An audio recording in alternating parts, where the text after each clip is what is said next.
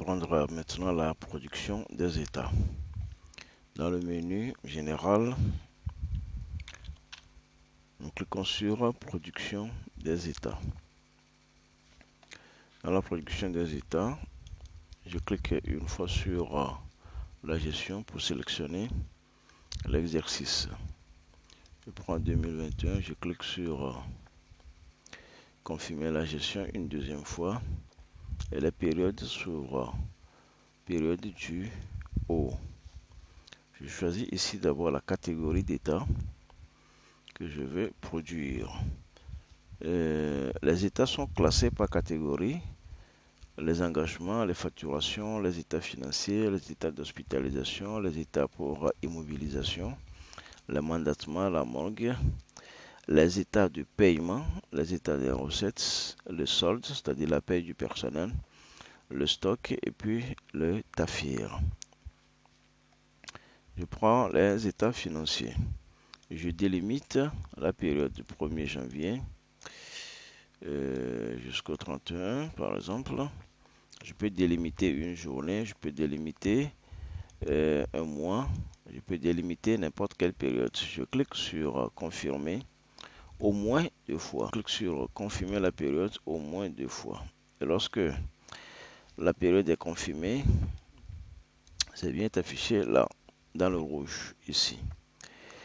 Et maintenant, la prochaine étape, c'est de cliquer sur générer, le bouton générer et de patienter jusqu'au message de fin de traitement. Je clique une seule fois sur générer.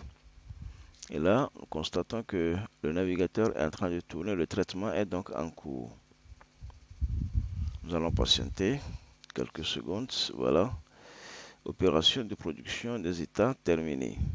Je clique sur OK. Et maintenant, dans la liste ici, nous avons plusieurs états. Pour ce qui concerne les états financiers, il y a le bilan, le compte de résultats et le grand livre des comptes, la balance générale des comptes, la balance des engagements, il y a le journal, il y a la balance consolidée, niveau 3, niveau 2, niveau 1, il y a la liste des opérations et le résultat d'exploitation. Alors la procédure, c'est que je pointe le numéro de l'état que je veux regarder. Par exemple, le grand livre, je veux regarder le grand livre d'un compte. Je pointe le numéro 3, je fais OK. Alors ici, filtrer l'état par. Filtrer l'état par. Eh bien, le grand livre, je dois le filtrer par compte. Je prends compte et je clique sur confirmer au moins 2 fois. Et chaque fois que je clique sur un bouton, je dois toujours jeter un coup d'œil sur le navigateur pour s'assurer qu'il a terminé de traiter. Alors, le traitement est en cours. Voilà, c'est terminé. Et lorsqu'il est terminé le traitement, eh bien, les comptes sont disponibles. La valeur du filtre. J'ai demandé tout à l'heure à filtrer l'état par compte. Alors, la valeur du filtre doit correspondre à la catégorie du filtre que j'ai précisé. Je prends le compte 52, le compte banque 52, 11. Voilà, je prends le 52, 11 et je clique sur aperçu. Avant de cliquer sur aperçu, remarquez que nous pouvons classer par ordre croissant ou décroissant le numéro, le classement. Classer l'état dans l'ordre 2. Donc j'ai la possibilité de paramétrer ici l'ordre dans lequel je veux classer les données de l'état que je veux produire. Et selon l'ordre, je peux préciser entrée croissant ou entrée décroissant. Alors j'ai pris la valeur du filtre 5211 et je clique sur aperçu. Voilà, j'ai le grand livre des comptes. Ici, c'est le 521100 avec le cumul mouvement, débit, crédit et puis les reports de solde, la balance d'entrée s'il y en a. Alors je reviens et je prends la balance, par exemple le numéro 6. Je pointe le numéro 6, je clique sur OK.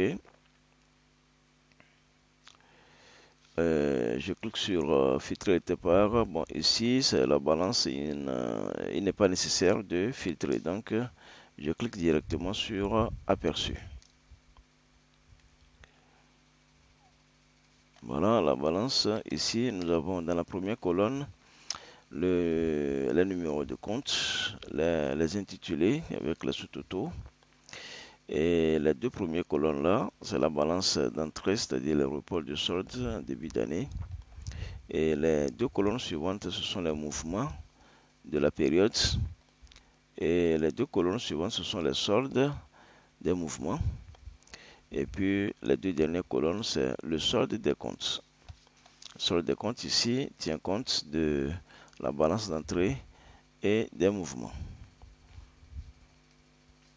Donc là, nous avons le 23 à 31. Nous avons par exemple le 24 11. 24 11, voilà les montants. Je vais interroger le grand livre de 24 11 pour voir de quoi est composé. Le 523 là, je reviens ici et puis je prends le numéro 3. Voilà, je prends le numéro 3. Je confirme. Confirme une deuxième fois.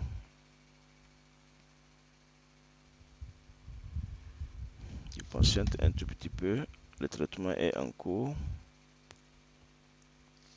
Voilà. Alors, quel est le compte que je vais interroger? C'est le 24 11. Le 24 11. Et je clique sur aperçu.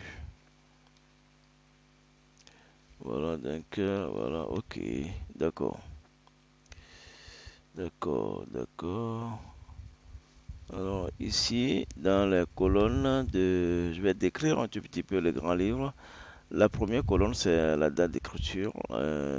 La deuxième colonne, c'est... Il y a deux gestions. Ici, nous avons deux gestions. La première gestion, c'est la gestion d'origine.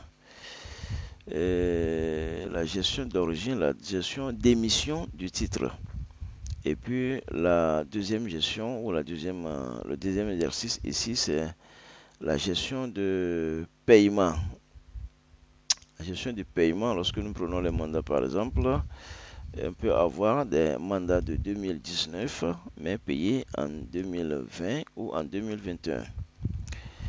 Alors, puisqu'il s'agit ici des mouvements de 2021, pour le compte 2411, donc nous avons ici les mandats, le mandat numéro 2 et le mandat numéro 4 sur ce compte. Là, OB signifie opération budgétaire.